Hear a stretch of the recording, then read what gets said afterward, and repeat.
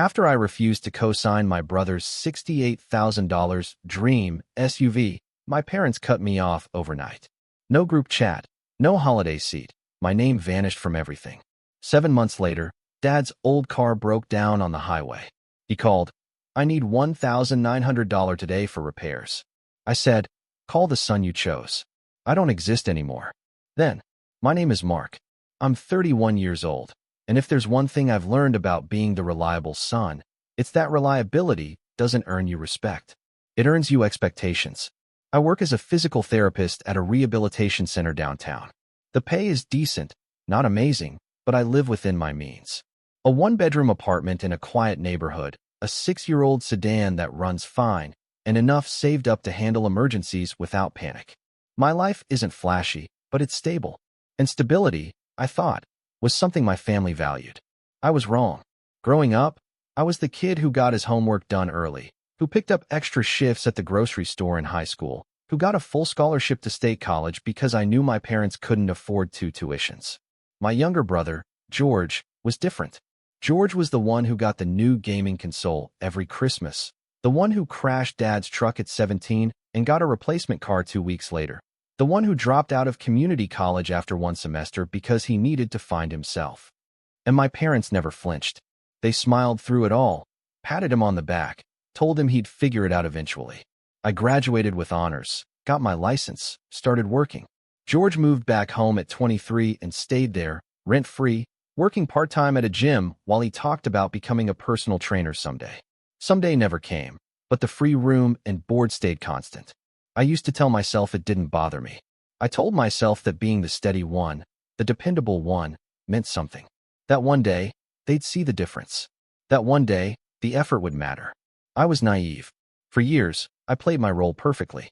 When Mom needed help with the mortgage after Dad's hours got cut, I wired her $800. When George's car insurance lapsed and he got pulled over, I paid the $600 reinstatement fee. When they wanted to take a family vacation to the beach and came up short, I covered the rental deposit without hesitation. Every time, it was the same script. Mom would call, voice soft and apologetic, and I'd say yes before she even finished asking. Dad would clap me on the shoulder at the next family dinner and say something like, "You're a good kid, Mark. We're proud of you." But pride, I learned, is conditional.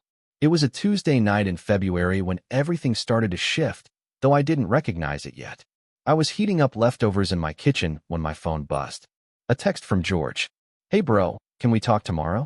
Got something big I want to run by you." I stared at the message for a moment, already feeling the familiar weight settle into my chest. George didn't run things by me, unless he needed something. But I texted back anyway. "Sure. Coffee at 10. Perfect. Thanks, man." I set the phone down and tried to ignore the unease creeping up my spine. I thought maybe he wanted advice on a job opportunity, or maybe he was finally moving out and wanted help finding a place. Optimism was a habit I hadn't broken yet. I finished eating, washed my plate, and went to bed. But sleep didn't come easily. I lay there in the dark, staring at the ceiling, replaying years of moments where I'd been the one they called, the one they leaned on, the one who showed up. And somehow, I was still just the background. I thought about the last family dinner, 2 weeks earlier. George had announced he was getting serious about his fitness career, talking about certifications and training plans. Mom and Dad hung on every word like he was unveiling a cure for cancer. When I mentioned that I'd been asked to lead a new patient program at work, a promotion that came with better pay and more responsibility, Mom smiled and said, "That's great, honey," before turning back to George's monologue. I didn't bring it up again. The next morning, I met George at the coffee shop near my apartment. He was already sitting at a corner table when I walked in, scrolling through his phone with a grin plastered across his face. He looked up when I approached, that same easy confidence he'd always carried, the kind that came from never having to worry about consequences. "Mark, my man," he said, standing up to give me one of those half-hug, backslap greetings. I ordered a black coffee and sat down across from him. He had some elaborate caramel latte thing in front of him, the kind that cost $8. "So," I said, wrapping my hands around the warm mug. "What's up?" George leaned back in his chair, still grinning. "All right, so you know how I've been working on building my brand, right? Getting clients, doing the social media thing." I nodded. even though his brand consisted of posting gym selfies and motivational quotes stolen from other accounts. Well, I'm ready to take it to the next level, he continued. I need a vehicle that matches the image, you know? Something that says success, that makes people take me seriously. I felt my stomach tighten. What kind of vehicle? He pulled out his phone, swiped a few times, then turned the screen toward me. It was a dealership listing for a massive black SUV, fully loaded, with every possible upgrade. The price sat at the top of the screen in bold numbers, $68,000. I stared at it, then looked up at him. You're joking. I'm dead serious, he said, his grin widening. I've been researching it for weeks. This is the one. It's got everything, heated seats, premium sound system, navigation, the works. And the guy at the dealership said I'm pre-approved. I just need a co-signer to lock in the rate. The word hung in the air between us like a trap waiting to snap shut. A co-signer, I repeated slowly. Yeah, just a formality, George said, waving his hand like it was nothing. You've got great credit, stable income, all that. It'll take 5 minutes, and then I'm good to go. The dealership said they can have it ready by Friday. I set my coffee down carefully, trying to process what he was asking. George, you work part-time at a gym. How are you planning to afford a $68,000 car? That's the thing, he said, leaning forward. Once I have the SUV, I can start doing mobile training sessions, drive to clients' houses, set up outdoor boot camps, all of that. The car pays for itself, man. It's an investment. An investment, I said, my voice flat. Exactly. He slapped the table lightly, excited. You get it. This is how I build the business. People see me roll up in that. They know I'm legit. I looked at him, really looked at him, and saw someone who had never once been told no. Someone who had floated through life on charm and excuses, who believed the world owed him success without the work. George, I can't co-sign that, I said quietly. His smile faltered. What? I said I can't do it. That's a huge financial risk. If you miss even one payment, it falls on me. My credit, my income. I can't take that on. George's expression shifted, confusion giving way to irritation. Mark, come on. You know I'm good for it. I wouldn't ask if I didn't have a plan. Your plan is to maybe get more clients, I said. That's not a guarantee. You're asking me to stake my financial future on a maybe. It's not a maybe, he snapped. It's going to happen. I just need this one thing to get started. I shook my head. I'm sorry, George. The answer is no. The silence that followed was heavy, uncomfortable. George stared at me like I'd just committed an unforgivable betrayal, his jaw tight. Then he grabbed his phone and stood up. You know what? Forget it. I'll figure it out on my own. He walked out without another word, leaving me sitting there with my coffee going cold. I should have known that wouldn't be the end of it. 3 days later, I realized I'd been removed from the family group chat. It happened so quietly that I almost didn't notice. I was eating dinner, scrolling through my phone out of habit, when I saw a notification from Mom on my personal messages. A photo of her and Dad at some restaurant, smiling at the camera. I clicked on it, smiled briefly, then went to reply in the family chat where we usually shared pictures. But the group was gone. I scrolled up and down, thinking maybe I'd missed it somehow, but no. The family chat, the one that had existed for 3 years, the one where we shared photos and made plans and sent stupid memes, was just gone. Removed. Deleted. Or rather, I'd been removed from it. I sat there staring at my phone, a forkful of pasta halfway to my mouth, trying to understand what I was seeing. I opened Mom's contact, typed out a message. Hey, I think I got kicked from the group chat by accident. I waited. The message showed as delivered, then read. But no response came. I tried Dad next. Can you re-add me to the family chat? I think there was a glitch. Same thing. Delivered. Read. Silence. A cold feeling settled into my chest, spreading slowly through my ribs. This wasn't an accident. This was deliberate. I set my phone down and stared at the wall, my appetite gone. The pasta sat in front of me, steam rising into the quiet apartment, and I tried to make sense of what was happening. They were punishing me. Because I said no to George. The realization came slowly, like watching storm clouds gather on a horizon you'd been ignoring. This wasn't just disappointment. This was exile. I thought about calling them, demanding an explanation, but something stopped me. Some instinct, some small voice that whispered, wait. See how far this goes. So I waited. A week passed. No calls. No texts. No accidental run-ins at the grocery store or invitations to Sunday dinner. Nothing. 2 weeks. Still nothing. I went to work, came home, lived my life in a strange new silence. I told myself it would blow over, that they were just upset and needed time to cool down. I told myself that family didn't just disappear over one disagreement. But they did. In the third week, I drove past their house on my way home from an errand. George's old beat-up sedan was parked in the driveway, same as always. No big black SUV. He hadn't figured it out on his own after all. I wondered if that made them angrier at me. If my refusal had become proof of my selfishness in their eyes, evidence that I didn't care about family. The irony was almost funny. Almost. March came and went. No birthday text from Mom. My birthday had always been a small affair, nothing like George's elaborate celebrations, but she'd always called. Always sent a card with a $20 bill inside and a note that said something generic but warm. This year, nothing. April arrived with spring rain and blooming trees. I got a promotion at work, the one I'd mentioned at that last family dinner. My supervisor called me into her office, shook my hand, told me I'd earned it. I smiled, thanked her, went home that night, and stared at my phone. No one to tell. No one who would care. I thought about posting it on social media, some vague announcement, but the idea felt hollow. What was the point of celebrating alone? May brought warmer weather. I saw an Instagram story from George, a photo of him at a family cookout in Mom and Dad's backyard. There were aunts and uncles I recognized, cousins I'd grown up with, all gathered around the grill. George was front and center, holding a beer, laughing at something off camera. I wasn't in a single shot. I zoomed in on the background, looking for any sign that I'd been there, and just missed the photos. But no, my absence was complete. It was like I'd never existed.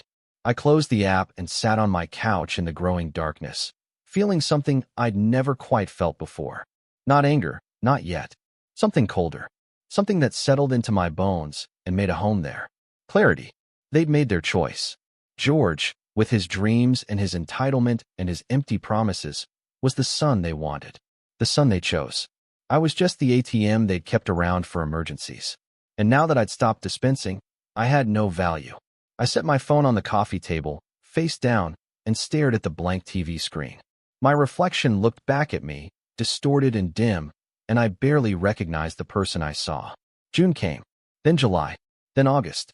The silence stretched on, vast and unbroken, and somewhere in the middle of it, I stopped expecting it to end. I stopped hoping they'd realize what they'd done. I stopped caring whether they did. 7 months after that coffee shop conversation, I sat at my kitchen table with a stack of old bank statements spread out in front of me. I don't know what prompted it. Maybe it was boredom. Maybe it was the strange, hollow feeling that had settled into my weekends now that I had no family obligations to fill them. Or maybe it was something deeper, some need to quantify exactly what I'd given and what I'd received in return. I started pulling records. 5 years' worth of transactions, highlighted and categorized with a pen that ran out of ink halfway through. Mortgage help for Mom and Dad. $6,400 across 8 separate payments. George's car insurance. $600, plus another $300 when he got into a fender bender and couldn't cover the deductible. Emergency vet bill when their dog got sick. $1,200. Vacation rental deposit. $950. Mom's dental work. $2,100, paid in 3 installments because their insurance wouldn't cover it. George's gym certification course, $800, which he never finished. Dad's truck repair, $1,500 after George blew the transmission. Birthday gifts, holiday presents, gas money, grocery runs when they came up short at the end of the month. Dinner tabs I picked up without question. Utility bills I paid when Dad's hours got reduced. The numbers climbed higher and higher, a ladder built from my bank account to their comfort. By the time I finished tallying it all, the total sat at just over $18,000. I stared at that number for a long time, feeling something twist inside my chest. $18,000. Money I'd earned through long shifts and careful budgeting, handed over without hesitation because I thought that's what family did. I thought it meant something, but there were no receipts on their end. No thank you notes tucked away in a drawer. No acknowledgement that I'd been the one keeping their lights on, their cars running, their lives comfortable. Just silence. I gathered the statements into a neat pile and slipped them into a folder. I didn't know why I was keeping them. Some part of me, the part that still believed in fairness and accountability, wanted proof. Evidence that I hadn't imagined it all. The next day, I went to the bank and opened a separate savings account. I labeled it Emergency Fund, personal only, and set up an automatic transfer. Every paycheck, a portion went into that account. Money that would never be wired to Mom's mortgage. Money that would never cover George's mistakes. It felt strange at first, almost selfish. But then I remembered the birthday that passed without a call. The family cookout where I didn't exist. The group chat I'd been erased from, like a contact you delete and forget. Selfishness required that someone care enough to be hurt by your choices. Nobody cared. I went to work, came home, built my life in the quiet spaces they'd left behind. I picked up extra shifts, not because I had to, but because I wanted to. I started going to the gym, not George's gym, somewhere across town where no one knew me. I read books I'd been meaning to get to for years. I took a weekend trip to the mountains by myself, stayed in a cabin with no cell service, and felt more peace in that silence than I'd felt in any family gathering. I was learning to exist without them. It wasn't easy. There were nights when I'd reach for my phone, muscle memory almost sending a text to Mom or Dad before I remembered. There were moments at the grocery store when I'd see something they liked and instinctively think about picking it up for them. But those moments grew fewer and farther between. By September, the ache had dulled to something manageable. By October, I realized I'd gone 3 weeks without thinking about them at all. And then, in early November, my phone rang. I was in the break room at work, heating up lunch, when Dad's name flashed across my screen. I stared at it, my hand frozen halfway to the microwave. 7 months. 7 months of silence. And now his name glowed on my phone like nothing had ever happened. I let it ring. Once. Twice. 3 times. My thumb hovered over the decline button. But curiosity, that stubborn, stupid thing, made me answer. Hello. Mark. His voice sounded strained, tight. I need your help. No hello. No, how have you been? Just straight to the ask. I leaned against the counter, my lunch forgotten. What kind of help? My car broke down on Highway 40. Engine's shot. The tow truck guy says it's going to be $1,900 to fix, and I need it done today. I've got work tomorrow, and your mother needs the car for her appointments. I processed his words slowly, feeling something cold and sharp settle into my chest. He was calling me like I was still the emergency contact, still the backup plan, still the reliable son who showed up when called. Like the last 7 months had never happened. Why are you calling me? I asked, my voice calm. There was a pause. What? I asked why you're calling me. You haven't spoken to me since February. No calls, no texts, no birthday wishes. I was removed from the family chat. I don't exist to you anymore, remember? Mark, this isn't the time for, answer the question, I said, and my voice was so cold I barely recognized it. Why are you calling me? Another pause, longer this time. I could hear traffic in the background, the distant sound of horns and engines. Because I need the money, he said finally, irritation creeping into his tone. Look, I don't have time for this. Can you help or not? I laughed. It came out sharp and humorless, startling even me. You don't have time for this. That's incredible. What's that supposed to mean? It means you cut me out of your life because I wouldn't co-sign George's ridiculous car loan. You stopped calling, stopped texting, stopped acknowledging I exist. But now you need money, so suddenly I'm family again. It wasn't like that, he said, but his voice lacked conviction. Really? Then what was it like, Dad? Explain it to me. Silence. You made a choice, I continued, my voice steady. You chose George. You chose his feelings, his wants, his imaginary business plan over me. And that's fine. You're allowed to make that choice. But you don't get to unmake it the second it's inconvenient for you. Mark, I'm stranded on the side of the highway. Can we talk about this later? No, I said simply. We can't. So you're just going to leave me here? I closed my eyes, thinking about all the times I dropped everything to help. All the wired payments, the emergency transfers, the bills I'd covered without question. All the thank yous that never came. All the acknowledgement that never materialized. Call George, I said. Call the son you chose. The one worth keeping around. I'm sure he'll help. George doesn't have that kind of money right now, Dad said. And I could hear the desperation creeping in. Then I guess you're learning what it feels like to be disposable. Mark, I hung up. My hand was shaking. The phone felt heavy, like it weighed 1,000 pounds. I set it on the counter and stared at it, waiting for the guilt to hit, for the regret to crash over me. But it didn't come. Instead, I felt something else. Something that started small and grew with every passing second. Relief. The phone rang again. Dad's name. I declined it. It rang a third time. Declined. Then a text popped up. This is ridiculous. I'm your father. I typed back slowly, deliberately. You stopped being my father 7 months ago. Don't call again. I blocked the number. Then I pulled up Mom's contact and blocked her too. Then George's. One by one, I severed the threads they'd already cut, making it official, making it permanent. When I was done, I sat down at the break room table and finished my lunch in perfect, undisturbed silence. That night, I couldn't sleep. Not from guilt or regret, but from the strange, electric energy that thrummed through me. I lay in bed staring at the ceiling, replaying the phone call over and over, feeling the weight of what I'd done. I'd said no, not just to the money, but to the entire dynamic, the entire relationship built on my compliance and their convenience. And it felt good. Around midnight, I got up and made tea. I sat at my kitchen table with my laptop, opening files I'd organized weeks ago without knowing why. Bank statements, payment confirmations, screenshots of text messages asking for help, records of every wire transfer, every Venmo payment, every time I'd said yes. I created a spreadsheet. Dates, amounts, purposes. I color-coded them by category. Mortgage help in blue, car expenses in red, medical bills in green, George-specific costs in yellow. The document grew longer and longer, row after row of my financial history intertwined with theirs. I added notes in a separate column, things I remembered that didn't show up in transaction records. The time I paid for Dad's new work boots because his old ones had holes. The time I bought groceries for Mom when she came up short. The time I covered George's phone bill for 3 months straight. By 2 in the morning, I had a comprehensive record of my contributions to their lives. Not because I planned to show it to anyone. Not because I wanted to throw it in their faces. But because I needed to see it. I needed proof that I hadn't imagined it.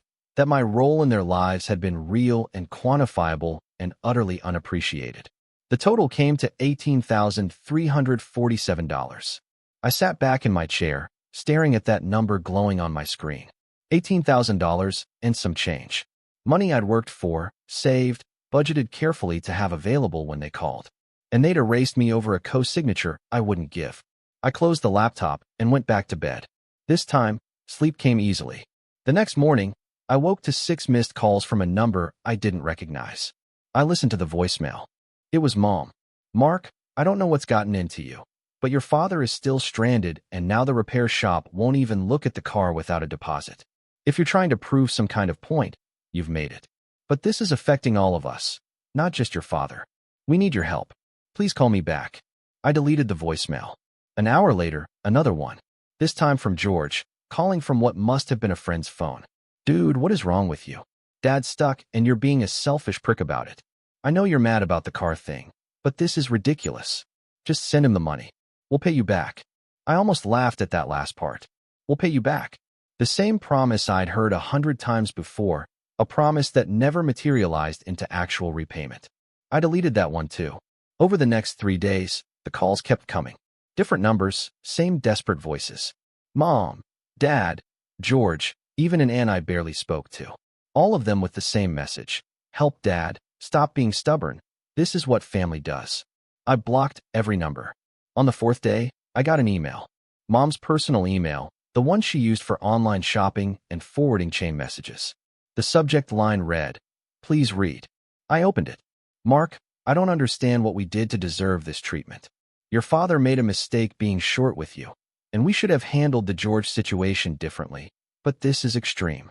He's been taking the bus to work for 4 days, and it's humiliating for him.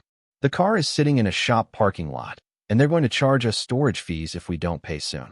I'm asking you, as your mother, to please help us. We're family. Family helps each other. I read it 3 times, feeling nothing. No guilt, no sympathy, no urge to fix their problem. Just clarity. I clicked reply and typed a single sentence. You stopped being my family when you erased me for saying no. Figure it out yourselves. I hit send and archived the email. That evening, I went to the gym.